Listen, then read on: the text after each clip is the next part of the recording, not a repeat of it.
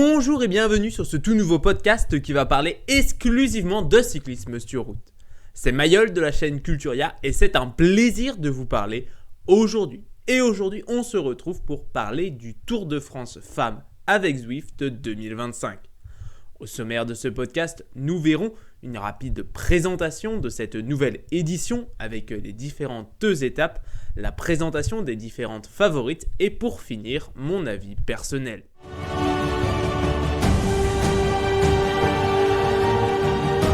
Ce tour féminin fera un total de 1165 km pour un peu plus de 17 000 mètres de dénivelé positif, répartis en 9 étapes. Le grand départ se fera en Bretagne et les coureuses termineront dans les Alpes après 9 jours de course. Le col de la Madeleine sera le point d'arrivée de la 8e étape et le toit de ce Tour de France Femmes avec Zwift 2025. La première étape se courra entre Vannes et Plumelec pour 78,8 km sur un profil typiquement breton avec comme tête d'affiche la célèbre côte de Cadoudal, près de 2 km à 6%, à escalader à 3 reprises. Sur un parcours aussi court, nul doute que les coureuses du classement général auront fort à faire pour se départager. La deuxième étape devrait favoriser le même type de coureuse entre Brest et Quimper, pour 110,4 km. On ne compte que 4 côtes répertoriées, avec le Ménez-Kellerk, la côte de Locronan et la côte du chemin de Troeir à 2 reprises, mais la Bretagne n'étant pas vraiment plate, les coureuses n'auront pas vraiment de répit pour une deuxième arrivée avec un profil plutôt montant. La troisième étape devrait être la première journée pour les sprinteuses entre la Gacilly et Angers pour 163,5 km. Cette étape sert de transition et devrait être probablement tranquille avant de rejoindre le Massif central dans les 2 prochains jours. La quatrième étape relie Saumur à Poitiers pour 130,7 km et devrait être une journée tranquille pour les sprinteuses. La cinquième étape se courra entre Chasseneuil-du-Poitou et Guéret pour 165,8 km, ce qui en fait l'étape la plus longue de cette 4e édition.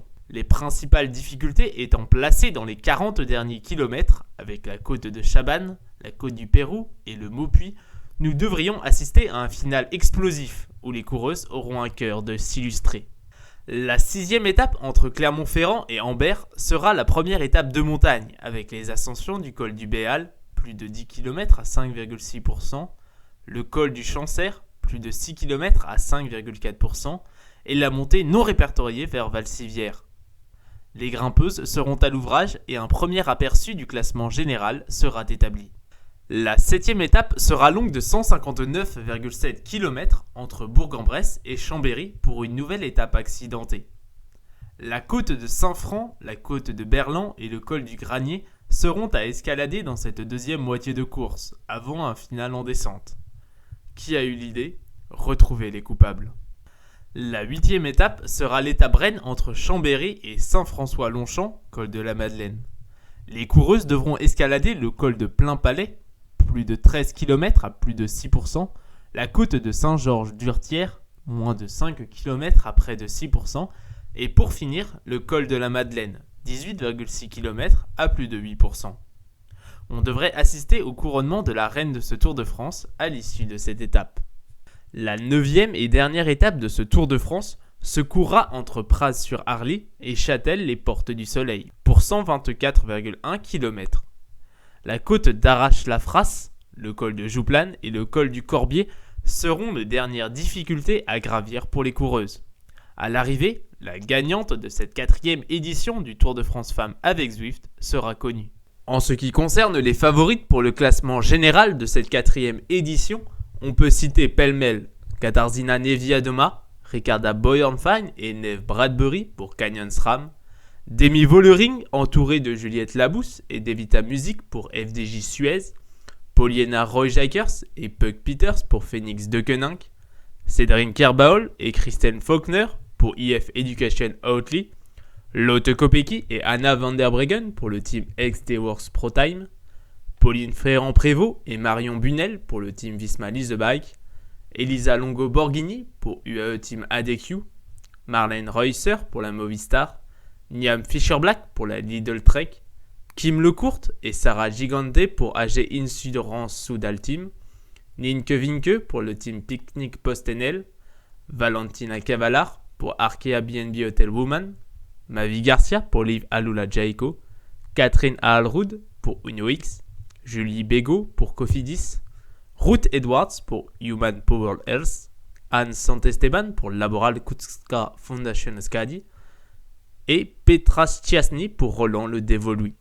En ce qui concerne les favorites pour le maillot vert de cette 4e édition, on peut citer Chloé Dygert, Ali Wollaston, Noémie Rueg, Lotte Kopecky et Lorena Wiebes, Marianne Vos, Lara Gillespie, Dominika Vlodarczyk et Eleonora Camilla Gasparini, Liane Lippert, Elisa Balsamo et Emma Norsgaard, Kim Lecourt et Gladys Verhulst, Charlotte Kohl, Rachkele Barbieri et Megan Jastrab, Marjolaine Van Geloof, Laetitia Paternoster et Ruby Rosman Gannon, Suzanne Andersen, Maria Giulia Confalonieri et Linda Zanetti, Sarah Van Damme et Christina Bourlova, Talita de Jong, Alba Teruel, Eileen Janssen et Lonneke Uneken. En ce qui concerne les favorites pour le maillot blanc de cette 4e édition, on peut citer Millie Cousins et Flora Perkins, Marion Bunel et Imogen Wolf, Francesca Barale et Nienke Vinke, Clémence Latimier, Titia Rio et Maureen Tréguet, Julie Bego, Hélène Roussel et Chiara Lilik. En ce qui concerne les coureuses qui pourraient s'illustrer lors de ce Tour de France Femmes avec Zwift, on peut aussi citer Cécilie Uttrup-Ludwig, Elise Chabet, Yara Kastelijn, Alison Jackson, Misha Bredewold, Blanca Vass, Brody Chapman, Caroline Swinkels, Rejan Marcus, Shirin Von Onroy, Justine Gekier, Georgi Pfeiffer, Silke Smulders, Monica Trinka-Colonel et Ella Willy, Victoire Berthaud, Dilixine Mirmont, Carolina Peretitko et Nadia Gontova, et pour finir, Margot von Pachtenbeke. Mon avis personnel va se résumer à donner mes principales favorites concernant les différentes étapes. Première étape, victoire de Puck Peters. Deuxième étape, victoire de Lotte Kopecky. Troisième étape, victoire de Lorena Wiebes. Quatrième étape, victoire de Lorena Wiebes. Cinquième étape, victoire de Lotte Kopecky. Sixième étape, victoire de Marlène Reusser. Septième étape, victoire de Demi Vollering. Huitième étape, victoire de Demi Vollering. Neuvième étape, victoire de Demi Vollering. Le général devrait être remporté par Demi Vollering, tandis que le maillot blanc devrait être français avec Marion Bunel. Le maillot vert sera rapporté par Lorena Wiebes, tandis que le maillot à pois devrait être sur les épaules de Demi Vollering. J'espère cependant une belle course sans chute, évidemment.